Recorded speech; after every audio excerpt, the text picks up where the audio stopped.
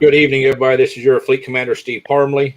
We are joined tonight with Commander Richard Steele, Fleet Captain John Hardy, USS Essex, Lieutenant Commander Drew Mariner, and Sean Durr, Captain Judson Fitzik, our associate producer. And tonight we are joined with a special guest, Captain Stuart Foley of Trekyards. Good evening, gentlemen. Hey, guys. How's it going? Sorry about the time change. I sent a text message out to Justin, and I guess he never received it, so it's probably my fault. But tonight we're joined, and we're going to talk about Trekyards. And if you don't know what Trekyards is, if you don't know what it is, you're really not a Star Trek fan. I suggest going to YouTube, type in Trekyards, and they've got about 60,000 plus subscribers, and the videos on the ships are 100% awesome. It's definitely worth watching.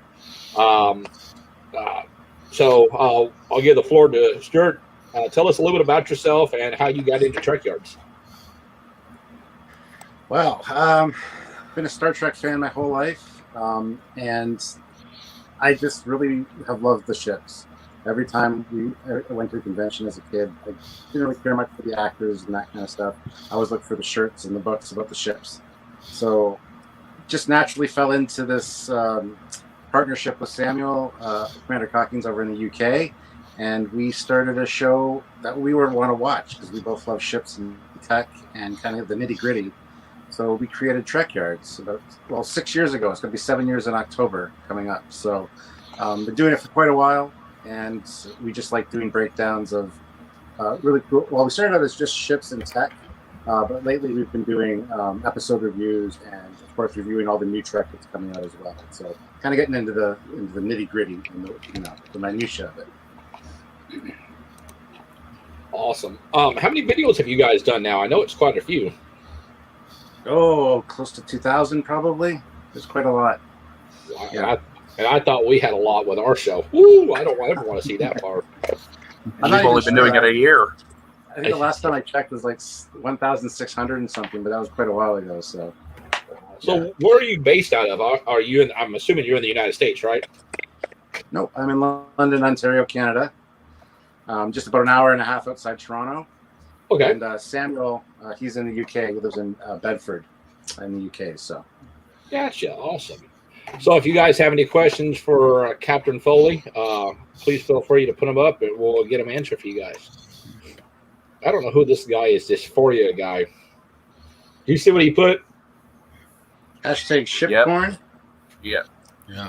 That's Dystopian guy. He's one of our regulars. Oh, is he? Okay. Yeah. And shipcorn. That makes sense now. Shipcorn is just beauty shots of the ships. You know? Okay. I was like, oh man, don't tell me we got hacked again. Dang it. This is getting No. That would be like horrible. That would be horrible. Yeah, Dystopian guy's a good guy. Don't worry. Okay. So a question. I'll tell him to behave. You behave. A question from Sean is, what is your favorite underrated ship?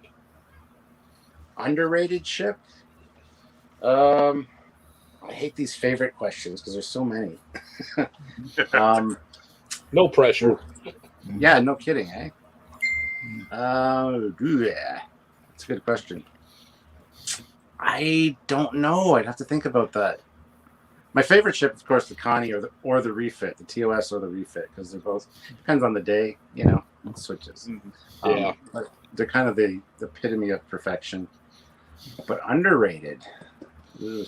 I think the most underrated starship I ever seen was the medical ships, the Odyssey class, I think it is. Oh, like the Pasteur from All Good Things? Yes. You don't see enough about that. That's definitely underrated. Yeah. Yeah, I love how they're based on the old Daedalus class designs as well. Kind of like a newer version of those. So yeah. Sean, I honestly don't know how to answer that question. I'll have to think about it. Nothing's coming to my mind right now. Beat me to it, Steve. Says, what ship model would you want to build that you haven't yet? I really want to build a Federation class dreadnought, like a big one, a 350 scale or something. I love dreadnought designs. I always have. Like the Federation class from the Franz Joseph Technical Manual was always my favorite as a kid. I just love the 3 nacelles. So that's one I definitely want to buy, build.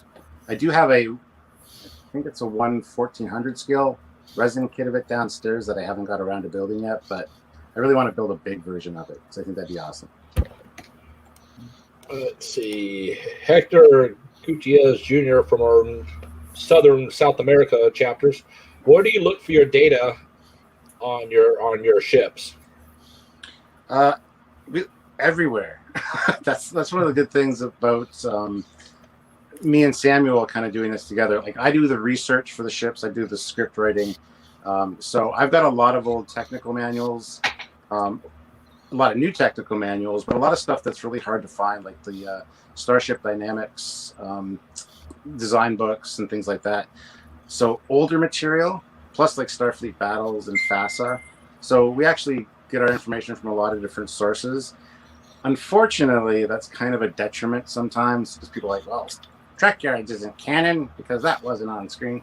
But we just like to make it interesting, and if we can find technical aspects about a ship that are kind of older, from like this, the 80s or something, that not a lot of people know about, we like to incorporate it into the technical specs of the show we're doing, because it just makes for interesting facts. So yes, some shows we do keep very canon. It has, because there are sticklers for that.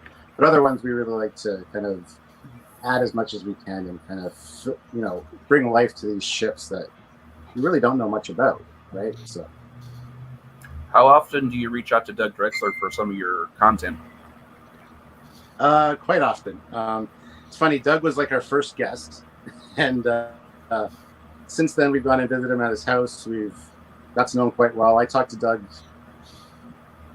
quite often, actually, on Facebook. So we've become good friends with him and Rick Sternbach and John Eves and Andrew Probert as well, actually. But Doug is one of the most greatest people you'd ever want to meet. If you have a question, he'll take time out of his day and talk to you about it. And I actually get in trouble for not talking to him enough. He's like, you never talk to me unless you want something. It's like, no, it's not true. So yeah, we talked to Doug quite a bit, and it's good that he's actually, I don't know if you guys know this, but he is working on season 2 of Picard in the production department. So is he still doing season 3 of Orville? Yes, he's still working on Orville as well. Yeah. What would you like to see brought into or expanded on in canon that hasn't been yet? Expanded on, I want to learn more about the Gorn, I think. The Gorn and the Tholians are really, really interesting to me because, like I said, I played Starfleet Battles a lot when I was a kid with my brother.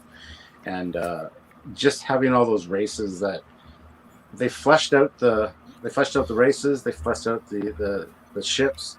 They went to a lot of trouble, and then it's just kind of all forgotten, and it's kind of sad. So I'd like to learn more about that and, bring some of that stuff into canon as well.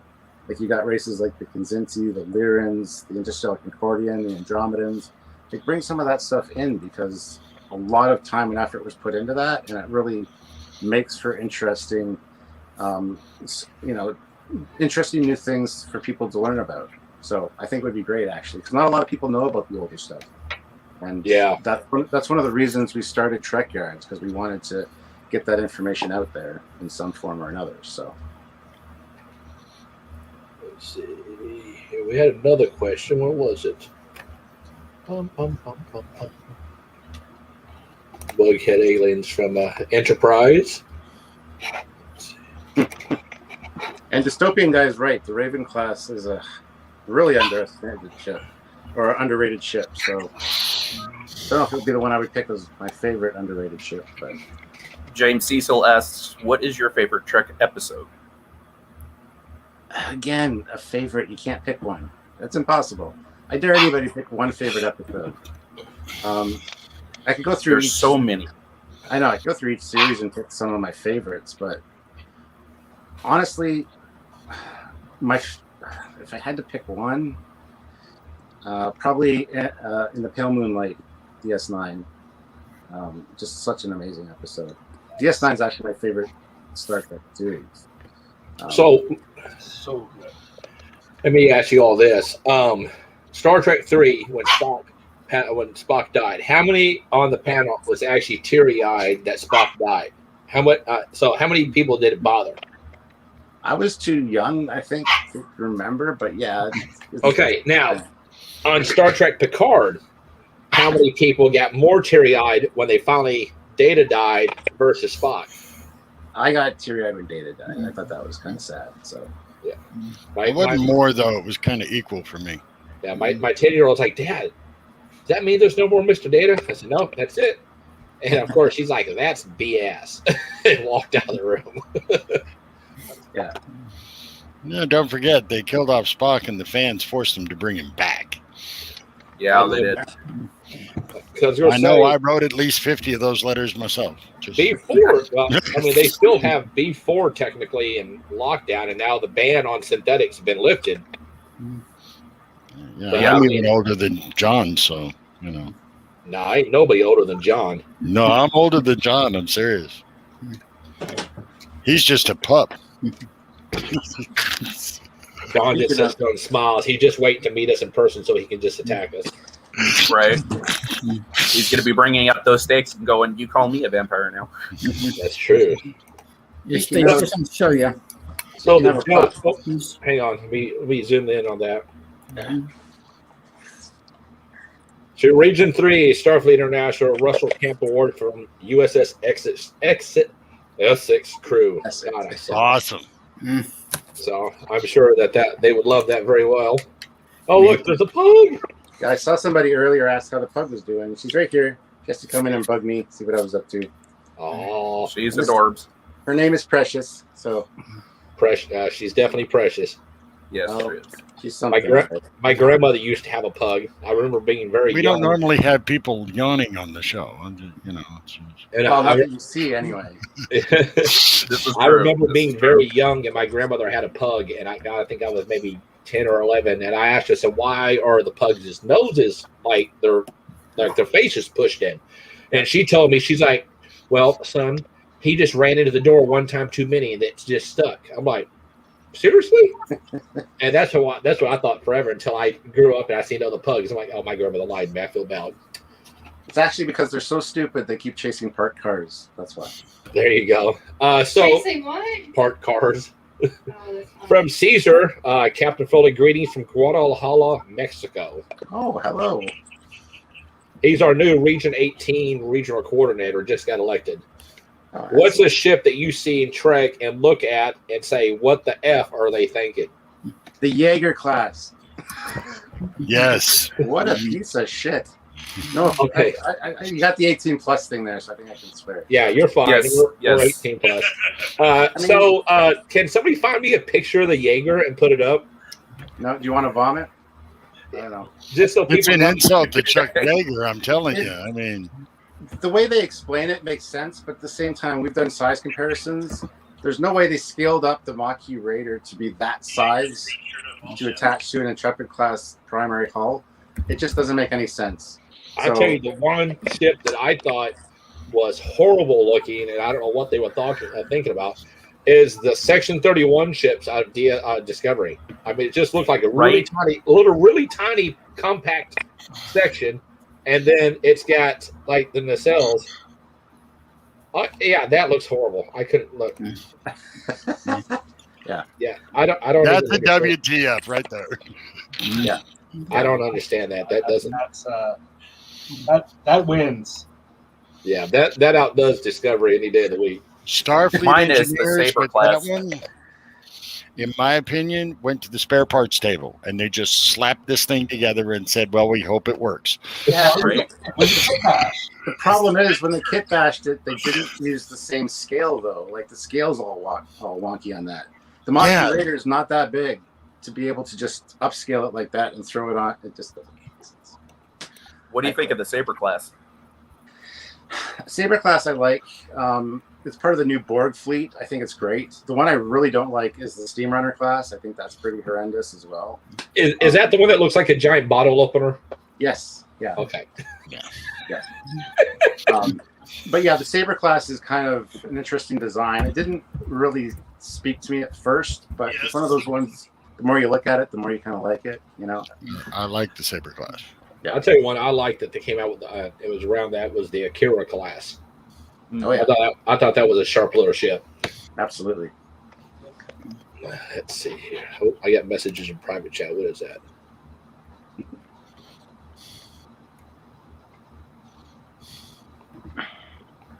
Uh-oh. Caesar wants to know where you bought your warp port lamp. Think Geek. Back when Think Geek was a thing.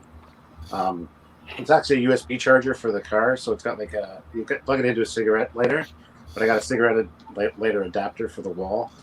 But it's got 2 USB ports on it, so you can charge phones and stuff on it. So, but yeah, Think Geek is now out of business. So, I have a 24-inch one of those. I 3D printed myself. ooh, Planning to do a 5-foot one. Yeah, so Drew is the one that does the he gets these wired hairs up here rear end. Obviously, he has no hair up top like the rest of us, but he'll sit there and he'll start 3D printing. Like he's planning on making like a 6-foot Sovereign class starship where he's going to connect into pieces. And I'm like he's like, I'm going to ship you one down there. And my wife's like, no, he's not. It is not happening.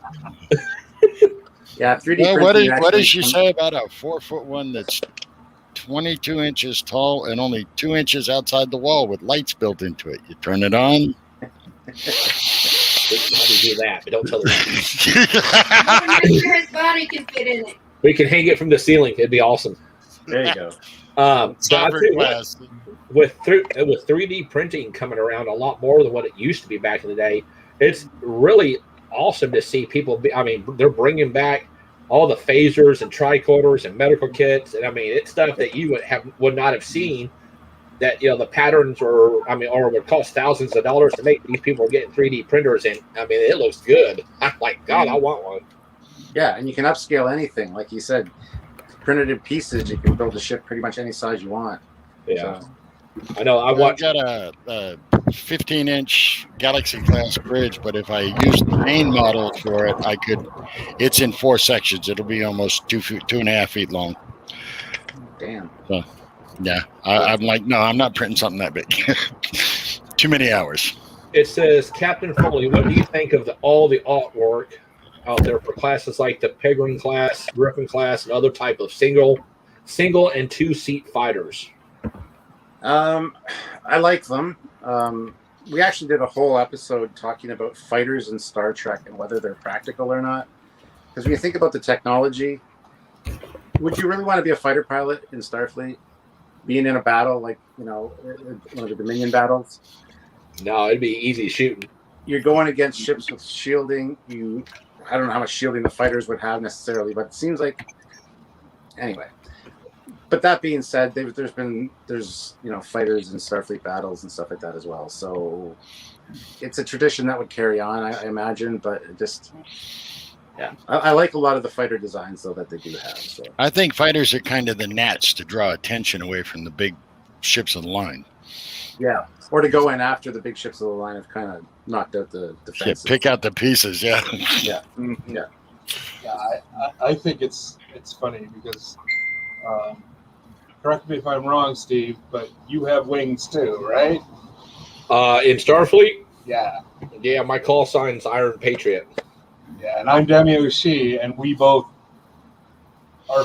Well, I'm transport actually. I don't fly fighters. I did it as a joke. I didn't really want to do it, but I was like, okay, I need a 300 course. Why not? So I'll have to find it somewhere. One of my old XOs on the ship had me a leather patch like they would have in the Marine Corps. Yeah. That shows you. So it had the flight wings on it and stuff. And he had a Major General and it had my name on there and it said SFMC. And so I had it on my jacket as a joke because I didn't really think anybody. And I actually got accosted for impersonating a damn military pilot. I'm like, what? I said, first off, I'm way too young to be a 2-star general. And 2, it says SFMC, not USMC. So, yeah. That's funny. And then, what was it? 2019, I was at the International Conference in St. Louis. And they had a bunch of things going on in the hotel. Besides just our conference, they had the 82nd Airborne Conference there too. So a lot of different people there. And so, of course, I'm in my SFMC BDU field uniform because I was going to an event we had. And I actually legitimately had somebody believe that we were a branch of the military. Like, I mean, you cannot tell the comm badge I had in my pocket. I agged it on. I said, man, you call this number, we'll get you in. We'll get you in. We'll put you in a space shuttle. We'll take you up there. We'll get you going. And I walked out of the damn elevator laughing my butt off. I'm like, are you serious? And the guy I was with is like, Steve, seriously? I'm like, hey, if they can't tell I have a comm badge, and I said, and you push it, it beeps. I mean, come on. You had one of those ones? Yes, I had one of those ones. I used to have one that was a Bluetooth. And you can, all my calls would go through my Bluetooth on my comm badge, and it would chirp, and I'd hit it, and I'd start talking, and I'd turn it off.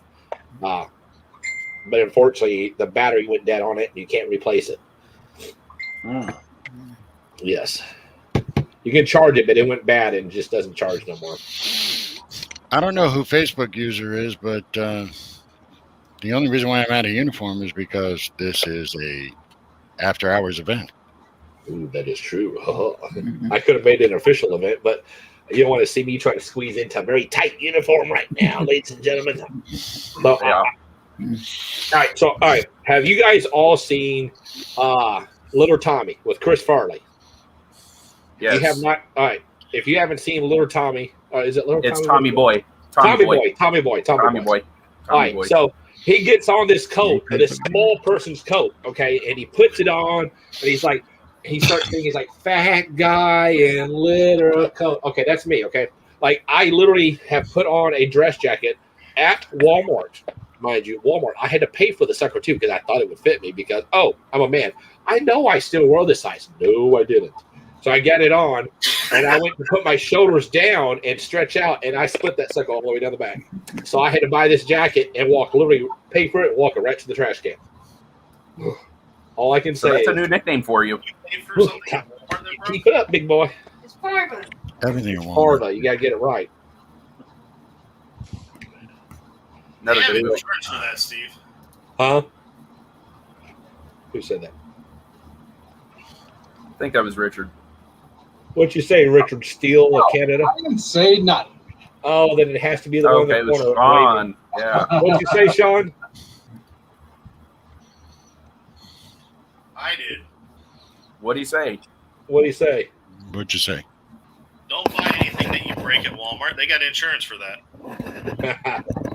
Yeah, well, I still had to pay for it, let me tell you. Which really looked bad is because I had my gun on my hip and my badge on my hip, and I was trying on a jacket because I needed something for an event, and it just could not fit. And so, me being who I was, and they knew I was law enforcement, I was not going to pay for a jacket I ripped because it looked really bad. From Michael Quigley, who is a newly retired lieutenant commander from the United States Navy. Thank you for your service. Thank you for conferring upon the crew of the USS Belknap the Order of Pajim. You are most certainly welcome, and I'm glad to see the Belknap back where they belong in the First Fleet with Starfleet. It's an honor to have you guys back. And Michael Quigley is a good. Well, I like to consider him a good friend of mine. We talk quite often.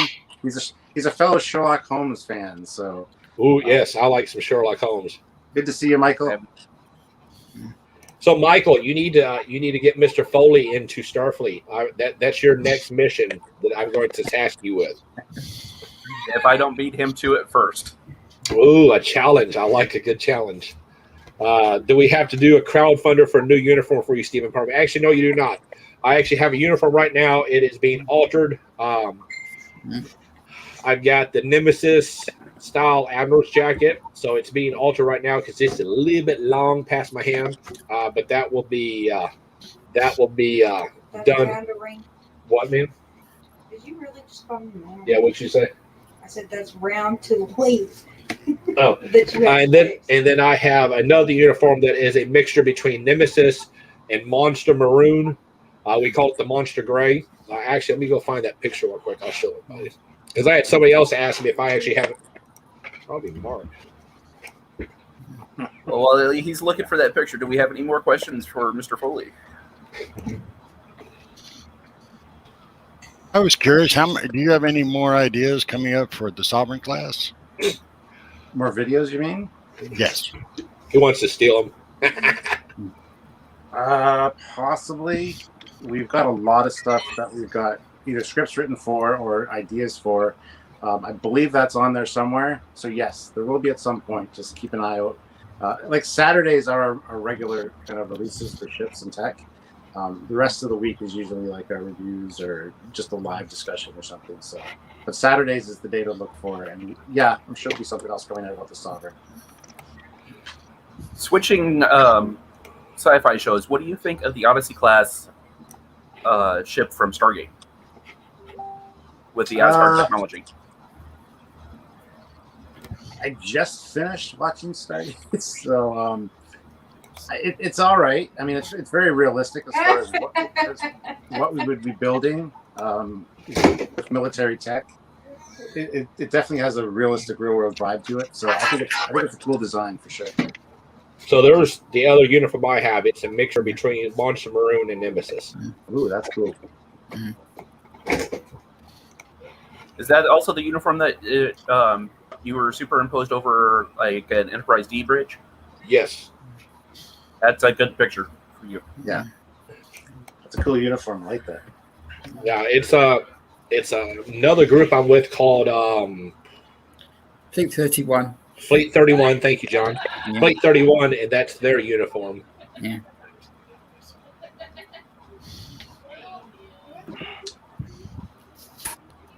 Captain Foley, what? Oh, go ahead. Sure. What do you expect from ships on Picard season 2? Something better than we got in season 1, hopefully. I feel better knowing that Doug Drexler is working on the production team. So I don't know how ship centric it's going to be, but I'm hoping for something good. With this alternate timeline or reality that they're going with, who knows what they're going to show. But one of the best things from season 1 in that regard was the antique Romulan bird of prey, or the warbird. I think that ship was really nice. I really like that. It definitely fit in the FASA kind of vibe for the Romulans. So yeah, the Lost Serena I could do without, though. Not really a fan. Sorry. What do you expect or hope to see ship-wise better for Discovery season 4? Discovery season 4. Wow. Since it is the future, there's so many possibilities. I mean, I haven't been blown away with what they've shown. Even the Enterprise or the Voyager J was kind of like, So, just I don't know. I just haven't been a fan of the aesthetic they've chosen for some of those ships. Just doesn't really work for me. So, I just want to see improvement. That's what I want to see. If you're asking what I want to see. Yes. Yeah. Yes. Drew, we're hearing you breathe on your microphone. Sorry. Sorry about that. That's what happens when you're squishing the snaz like this. Well, we It's can only been definitely see you coming. twice. Yes, John Daniel Thomas. We were talking about 3D printers earlier. Drew, do you have? Yeah. So there's we've got people making dolphin phasers like that. There's actually a guy on. Oh, he's on a Facebook group I'm a part of, but he had 3D printed a tricorder. Went to Amazon and bought the lighting kit to put inside it, and it looks sharp. I mean, it looks like it came movie quality right out of the movie. I bought this off of Etsy for $33 with shipping. I just bought one off of Wish, one of those dolphin head phasers, and I got it today for $30, and it's amazing. It's a really nice resin cast, but the paint job's awful. I got to repaint it, but for $30. A buddy of mine had ordered the. I thought he said it was Wish. He ordered the Star Trek 6. I guess he found the Star Trek 6 phaser. That sucker came out to be like this huge. It was massive. I ordered one of those from eBay too. It's right here, actually. So I love the Star Trek 6 assault phaser. Yeah. Yeah. That looks. I like that. Yeah, it's really. I need one of those. I want to get the one with removable power pack and stuff, but. Oh yeah. I think next I'm going to look for a phaser rifle, so I can have that on my tables. So Tiffany asked, there's a lot of focus on ships. What about stations and star bases? Oh yeah, we do all that. We've done one on Earth space dock. We've done. I don't think we've done regular one yet, but like we said, we're ships tech. So we talk about phasers, how holodecks work, tricorders, comm badges, ships, anything technical. We would love that kind of stuff. So that's kind of our bread and butter. So yes, space stations and stuff would be included with that. Talk about space stations. Does anybody actually know how old Starbase 1 is that's above Earth? Because you see it in the movies, and then you see it's still there in Nemesis era. But you see you see them building it in Discovery. Just stupid beyond all belief, but whatever. When were they building that in Discovery? Into season 1. You see it when the Klingons are getting near Earth, and it says end simulation, but they zoom out from Earth and you see it being constructed. Oh, that's right. Yep. Okay. Yeah. Which kind of makes sense, I guess. It is a big project, but I would have liked to have seen it in the motion picture or something then in the background, maybe. But well, it is what Mike it is. Watkins says that he has seen the 3D printed TR-116 rifle after the buttons, trigger, and lighting was installed. I was impressed with some of the work out there. Yeah. The TR-116 is one of my favorite Star Trek weapons, actually. I got to hold the actual Especially with Trini's prop as well. So. Nice. I loved it with the micro transporter at the barrel. Yep. That it was able to go through the bulkheads and stuff like that. Yep. That was a great feature. Yeah, absolutely. And it's such a cool looking gun too. Oh yeah. Let's see here. Hang on 1 second, guys. I'm sorry. Not a problem. My wife accidentally deleted herself out of a group, and she asked me to add her back to the group. So, women, you got to do what they say. I didn't know when you deleted it, how tweets it away. So, got to do what the boss says. Shut up.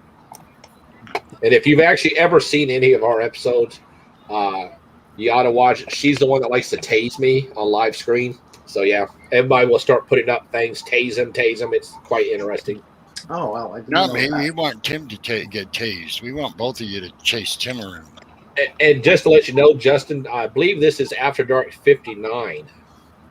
No, we figured it out. This was 57 because the one we thought was 54 was 55. Oh, okay. So I don't know who the Facebook user is, but they are waving. So hi, don't know who you are. Let's see. Do we have any more questions for Mr. Foley? I've got one. Have you been to Vulcan? Not lately. No. So Justin, Captain Quigley said it. Mr. Foley's already his, so I think you lost out on that one. Yeah, I think I did. Yeah.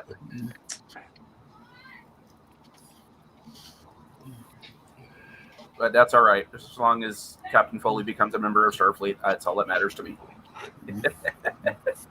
Been a captain for over 6 years now, so. Welcome to the camp. We'll have to get you in and make you something a little bit higher than that then. No, I like the captain thing. That's the other thing people always ask too. Like, when's Commander Crocking's being promoted? Well, it changes the dynamic, considering that just the captain and commander thing works so well. And he doesn't want to be promoted anyway, so yeah. And I take Kirk's advice. I'm not going to do anything that's going to get me out of the chair, Well, I tell you what's funny. I always said I did not want to go no higher than a captain. And then somehow I got put up for fleet captain. And then I got tired of the situation that was brewing at SFI. So I ran for Commander Starfleet. And now here I am, a 5-star Admiral. Woo! So just want to let everybody know, because somebody just asked me about where we were sitting at membership-wise. As of right now, we're sitting at 5,578 members with 232 chapters in 21 countries. So that is outstanding. We are definitely growing. And Captain Foley, you were asked why you're not wearing a Trekyard badge on your TOS tunic. Because I haven't put one on yet. We have a Trekyards uniform, but I also have the standard TOS one as well. So hello to Kimberly, one of our associate producers who's not on the show tonight because she's probably cough laying next to her husband watching us when she should be sleeping. But it's okay. Nobody cares. Tell your husband I said hello. Look forward to meeting him. The Vulcan in the Birmingham Admiral is a huge statue of the Roman god Vulcan. Just take me to work tomorrow.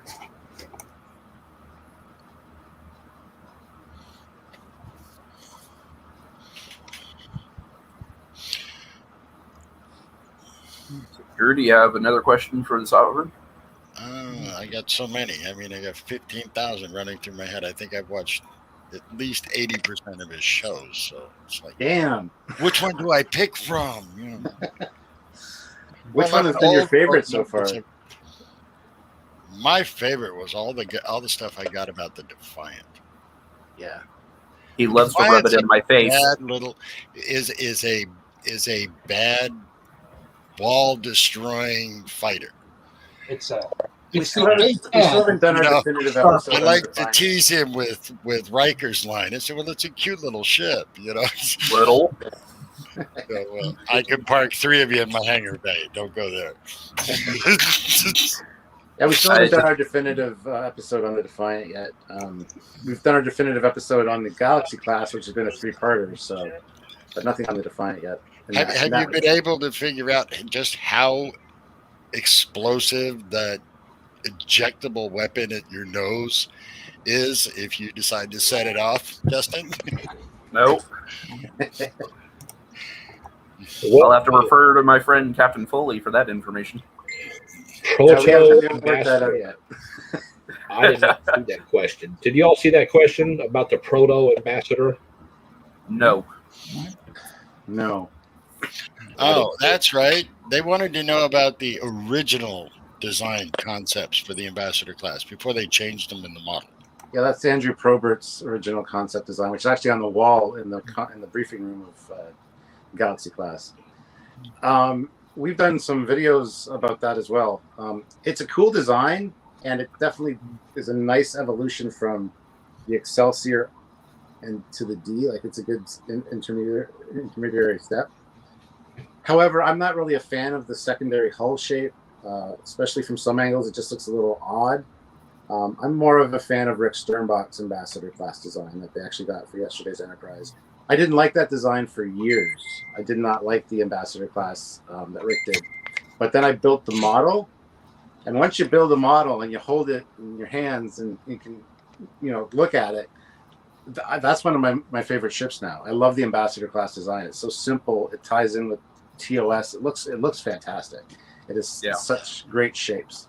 So, but the Probert Ambassador class is also pretty cool. It's very sleek looking for sure. So what is your opinion of the Shanghai from Picard? Not a fan, really. I mean, it's an all right design, but it's okay. Especially when there's 15,000 of them on screen. Some of the ships I've seen on Picard and some of the other spin-offs they've had lately, to my brain, just say that is not Trek.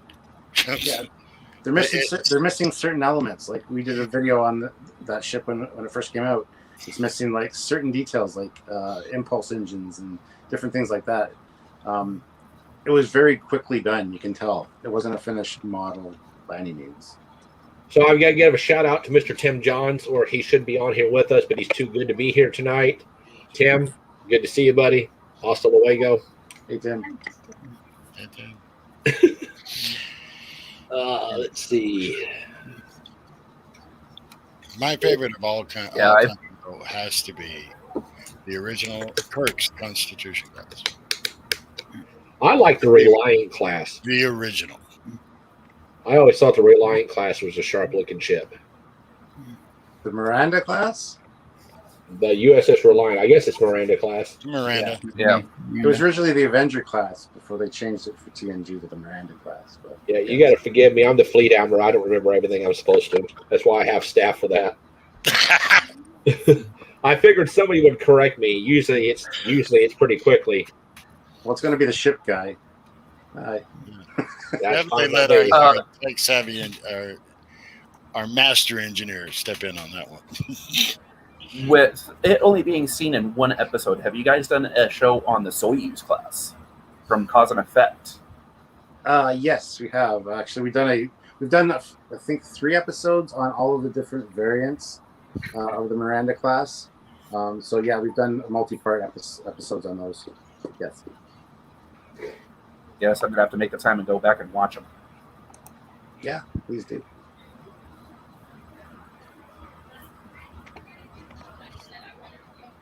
So, do we have any other questions for Captain Foley? You got a question for him, John?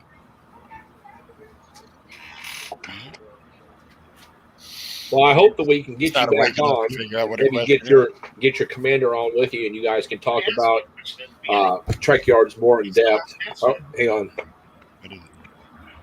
What is it? His favorite underrated ship. Yeah,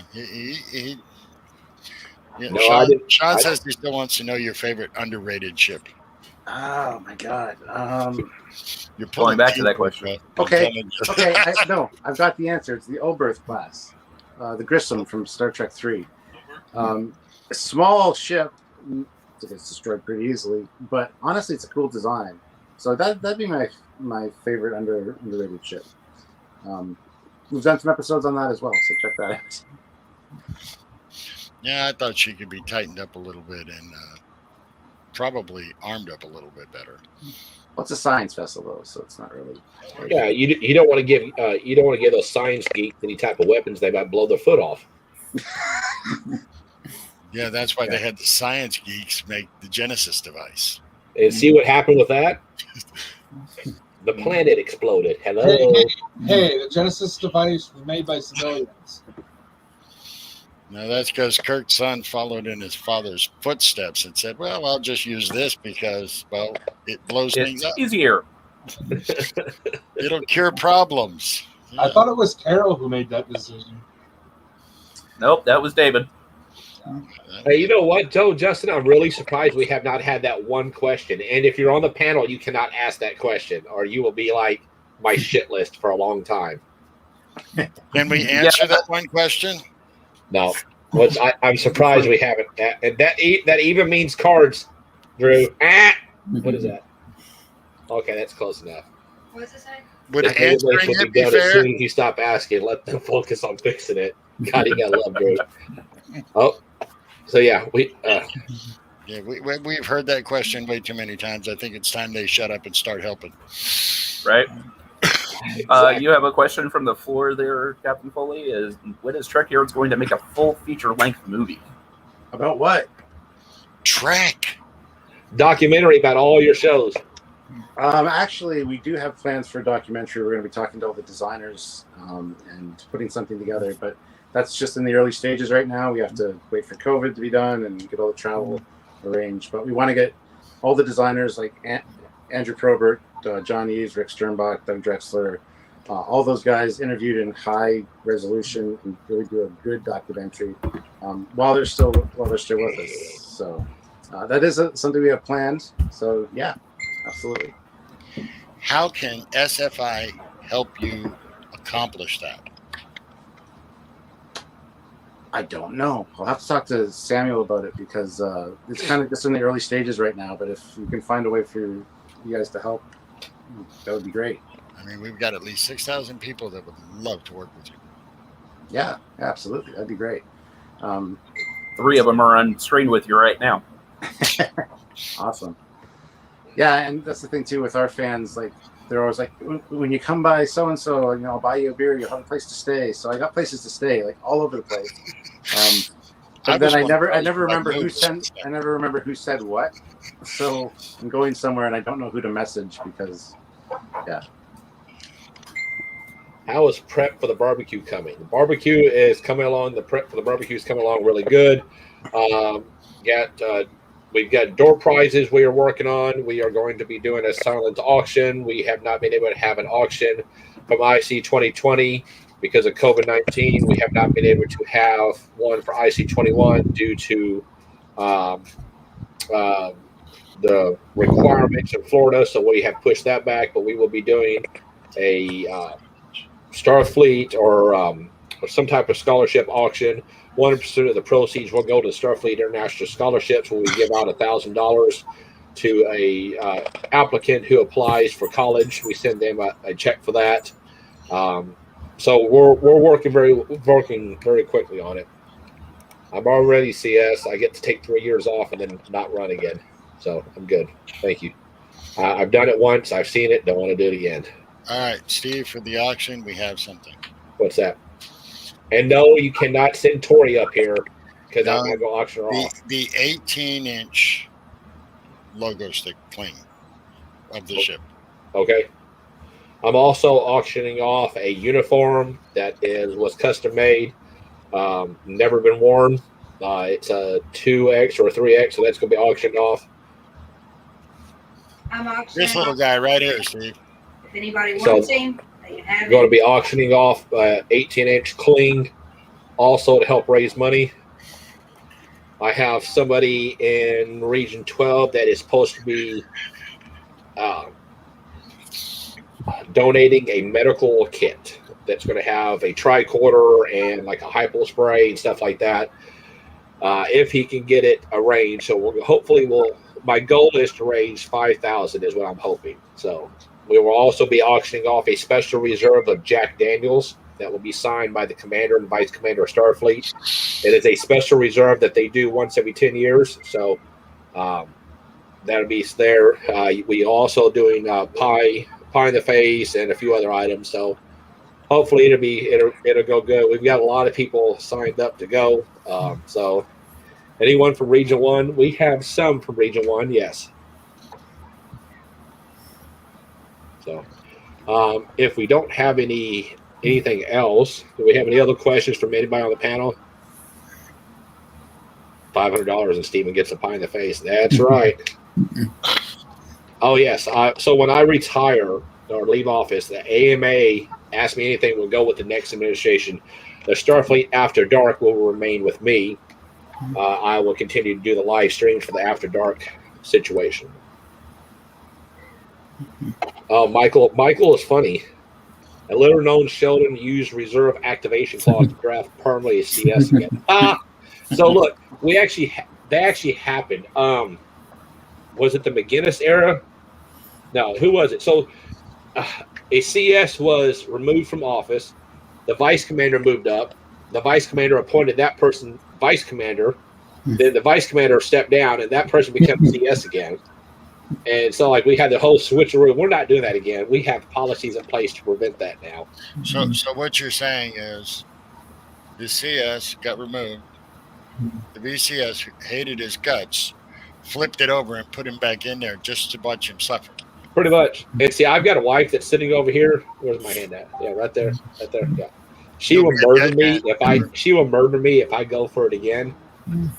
Late night phone calls and Admiralty board meetings and executive committee meetings and tax documents and legal stuff and lawyers. No, I'm done. Murder you? Oh no, she will not be that nice. It'll be a slow, definitive torture. Thanks a lot, Drew. I really feel the love. Not the fact. Let me put this there. It's not the She fact deserves more of your time anyway. of him doing it at all. It's the fact that I'm hurt a lot. Like today, somebody don't know how to drive and locked up the brakes, and I'm hurting really bad. He did the same thing yesterday too. So he needs to focus on his driving. And I will be right back, guys. Oops. That was him today. That was He took himself off of camera. Yeah, don't be in the backseat of your truck. Right. Yeah. The back seat of that thing is not comfortable. Front seat is great. We have a Honda Ridgeline. He got to sit in the back seat. Those seats have no real cushion and they have no real suspension of any kind. So you barely hit the brakes and it feels like somebody's locked them up at 70. Lovely. And he was already hurting, so yeah. We did have a question. I don't know if I can go find it again. It was asked if you had seen Jack Gill's Ships of Starfleet volumes 1, 2, and 3. Yes. I almost got them all one year at Wonderfest, but by the time I got back to the booth, they were gone. I got one of them in the other room, and it's stuff like that as well that we like to pull information from like for technical shows, because there's some really cool stuff in those. Almost got that as well that we like to pull information from for technical shows, because there's some really cool stuff in those. Almost got that.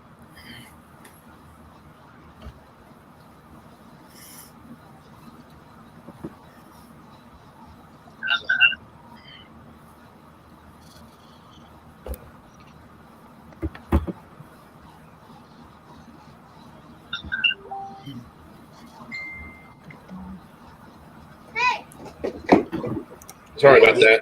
Well, I'm not sure if we have any more questions. Well, If you're ever in Winter Haven, Florida, Sorry about that. you got a place to I'm not sure if we have any more questions. Richard Sanders for CS. He wouldn't do it either. He's not crazy enough. Winter Haven, Florida, you got a place Somebody No, needs if we to turn don't- down their phone. If we don't have any more discussions, we will.